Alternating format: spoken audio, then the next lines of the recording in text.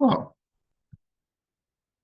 hello, and welcome to Coupa Training. In this video, we'll go through the process of generating a requisition that will eventually turn to a PO and ordering items through the Coupa system. First, what we want to do is just kind of go through and type in mit.coupahost.com.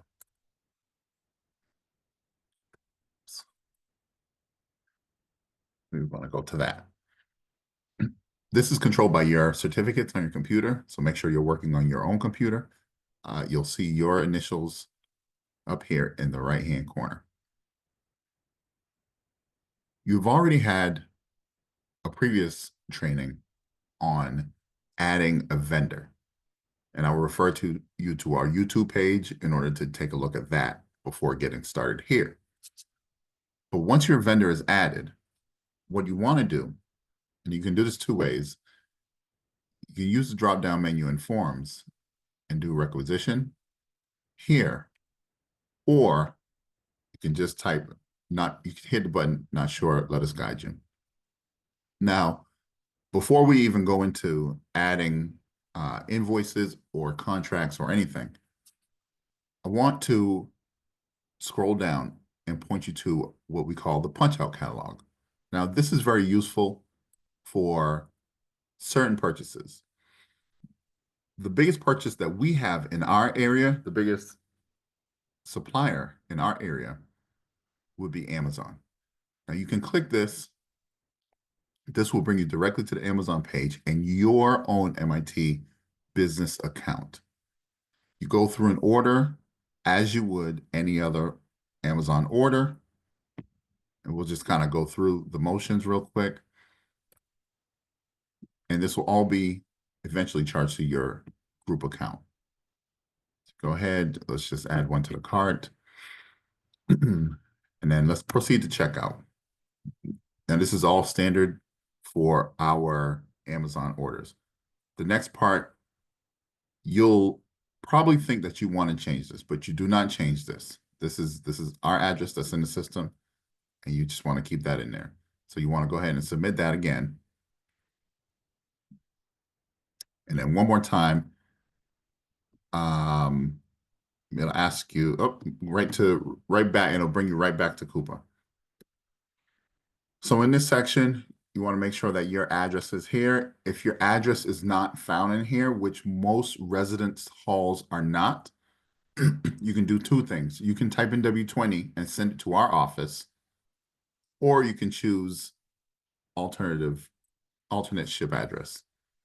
When you choose alternate ship address, you want to make sure that you write a note to the buyer. The buyer is within MIT, so they'll make sure that the address is inputted so that it comes to your residence hall.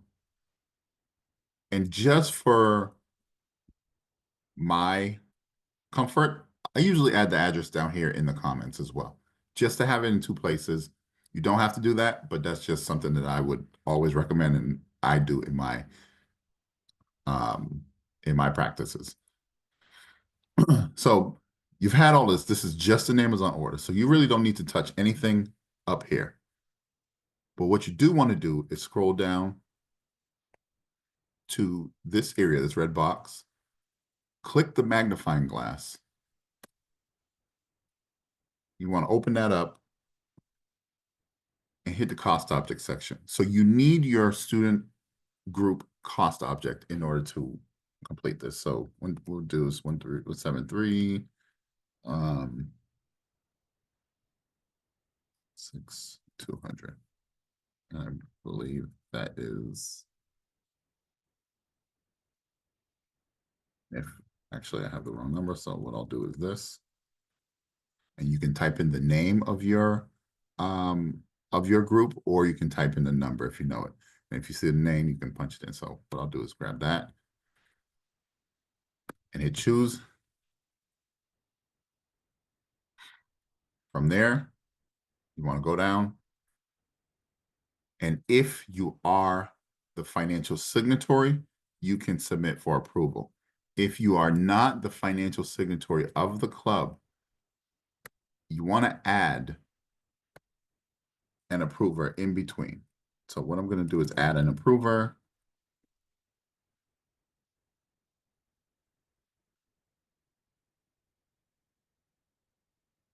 She will be added after me. So once she's added in there, once our financial signatory is added, then we can submit to approval. Alert your financial signatory, let them know the requisition number, and then you can submit it to them. Now, I'm going to go back out, and we're going to discuss two quick things. Once your financial signatory goes in, sometimes they will not have their emails set to receive emails from Coupa. So what they can go in and do is just go ahead and type in that requisition number here that you gave them, and it'll pop up, and then they can approve. Now let's start over. We're assuming that we're not using the punch out catalog. And again, just to kind of quickly let you know, the punch out catalog doesn't only have Amazon. It has Foreign Print, which is a company that makes t-shirts and other swag. So you can look into that. Has Staples. Everything else is probably more of a lab tile, but if there's anything in here that any company that you need, you can order from it, so long as it's not like a hazmat material. So as long as everything falls within the MIT rules, you can order it. So let's start over and let's talk about using Buy2Pay for a company that you just input into the system. So a company that's not in those tiles. So just kind of an outside company. So again, you can use this or you can use this. So let's go here to and it's the same thing that's in the drop-down menu. So we want to hit that. Then we want to hit, whoops, I didn't press it. So we want to hit that. And then we want to go ahead and hit next. So the non-catalog item description could be food or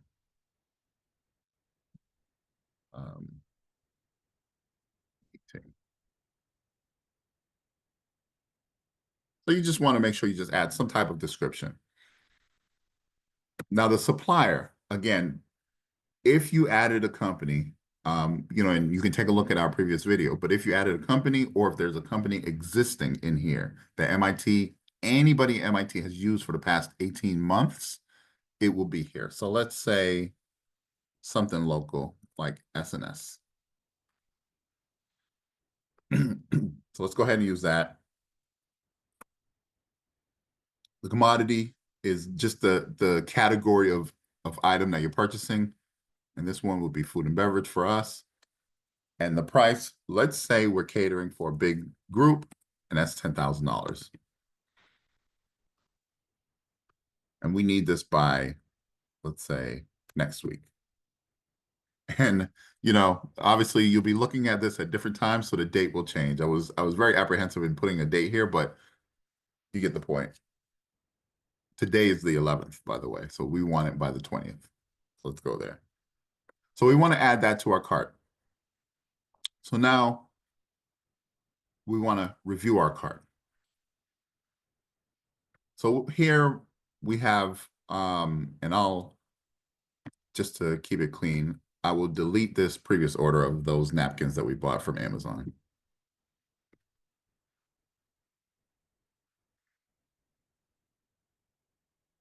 So now we have this order of $10,000, of over $10,000. There should be some type of document, whether it's an invoice, a quote, a contract. There should be something. So let's just go ahead and add that.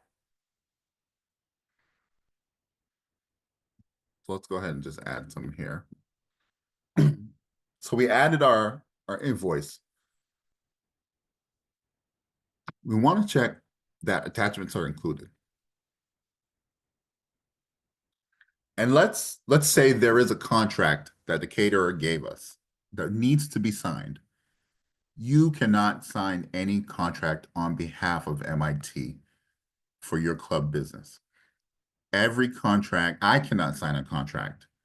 Every contract needs to be signed by an MIT signatory, or you will expose yourself to the liability of any breaches in that contract. So if that company, if you sign and that company decides to sue, they will be suing the signatory.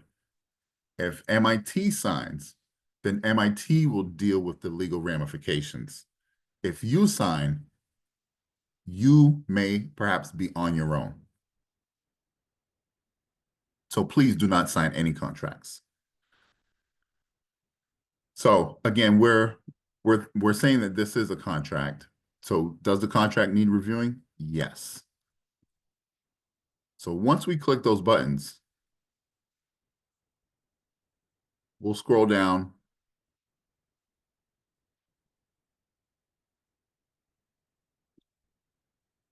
and just add that line and I'm back in. I think I deleted it. So we'll just kind of add it really quickly.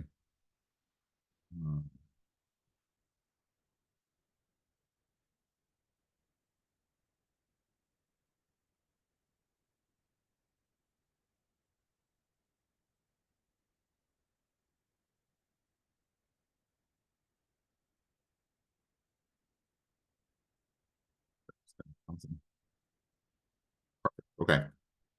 So we added that back in really quickly. My apologies.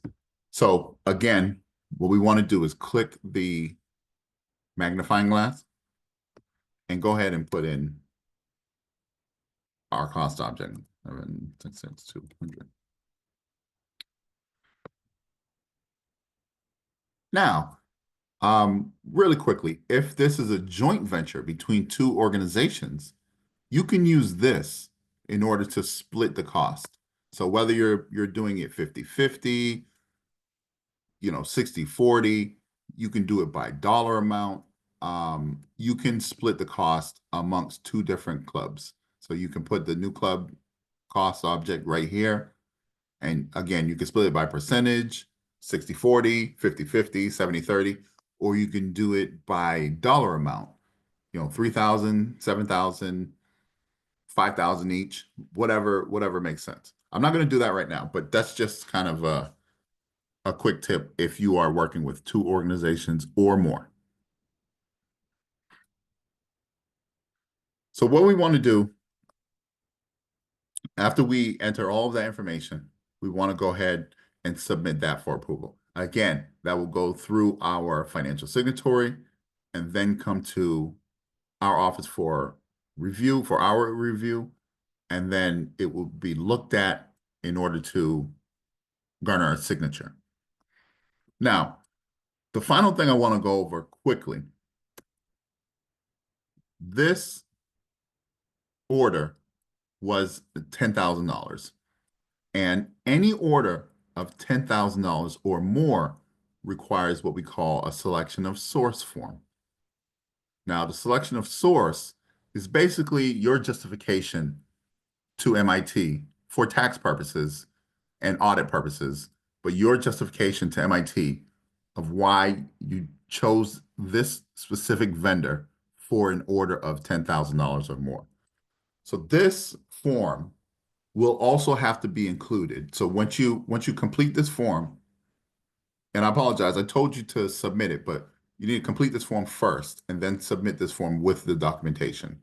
So you want to go ahead and fill this out. It's really easy. Food, and it's a purchase exceeding 10 and up to 250. If there's anybody that you want to see this form when you complete it, anybody in your club, a vice president, a treasurer, anybody that you need to see this form, you can put their email address in here. Then we want to hit next. Then you want to just kind of use your justification. So the justification, you have to look at some other place. So they gave us a quote for 10,000 for our meal, and we selected this one. This one could be, it could be a price issue. It could be, maybe Burger King charges 15,000, or Um, or maybe we're getting charged 8. And then, our description would be either this was the cheapest or um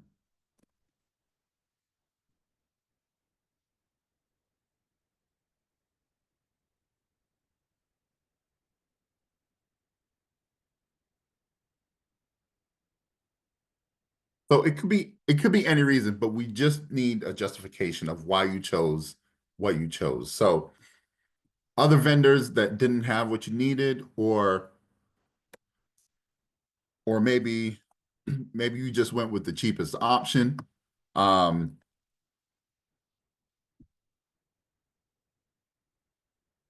Whatever your justification is, you need to have it. So you want to save this, download it,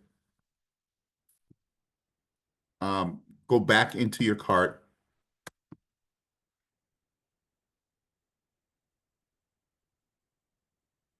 and then add that other file of that selection of source form. Now, if like I said, I did tell you to submit previously before I went over that form. If you do submit, let us know. Email us and say, hey, listen, I submitted a document, I submitted a form, um, and I forgot to add the selection of source. Email us the selection of source. If you can catch us before we review it, we can add it in. Or we can reject it back to you so that you can add it in. Um, Again, your financial signatory is in here, so maybe that should be the catch person that says, hey, we forgot the selection of source form. Our event cost is going to be over $10,000. So these are just different little tips that you want to make sure you keep in mind. We're just going to go back here. And just kind of a quick tutelage. If you are a financial signatory, that approval should end up here on the right-hand side in your inbox for you to approve with an approval button. If not, you can just do the search for the requisition number. And then if you are the person that created the requisition, it should be in here on this side, on the left-hand side. Once your requisition is created, it'll go through the financial signatory, it'll go for us, we approve, then it'll go to the MIT, either contracts or the buyers. So if it has a contract, it'll go to the contractors and then the buyers. And if it has no contract, it'll go right to the buyer. Once the buyer approves, they will generate a purchase order. It is on you to keep checking just to find out when the purchase order is created. And then you can send that purchase order to the company in question. Once you receive your items or the company receives the purchase order and starts to process your order, you want to ask the company for an invoice. Once that company sends an invoice, so there could be two things that happen really quickly here. The company can send an invoice directly on their own to Coupa in order to get paid. That will require the company logging in and into the supplier system on their end and submitting their invoice. On the other hand, a company can send you the invoice and you can then send the invoice send a blank email to invoices at mit.coupahost.com. So you want to use invoices at mit.coupahost.com. And one more time, send the invoice to invoices at mit.coupahost.com. You want to send a blank email, nothing in the body. Put the purchase order number in the subject line. That invoice will be paid within 30 days of their invoice date. if a company wants to be paid immediately or needs to be paid immediately, you can email us and let us know, and we'll try and push it forward. Or you can have the company write invoice due or payment due immediately as instead of a invoice date. Once that invoice is submitted, like I said, MIT has a net 30 policy. So MIT will be paying that company within 30 days of that invoice date. If there's any questions or check gets lost in the mail or anything like that, please contact us. If there's any questions on this, please let me know. I know this is a quick tutorial, but please let me know. You can email me at rdowns@mit.edu. Thank you very much.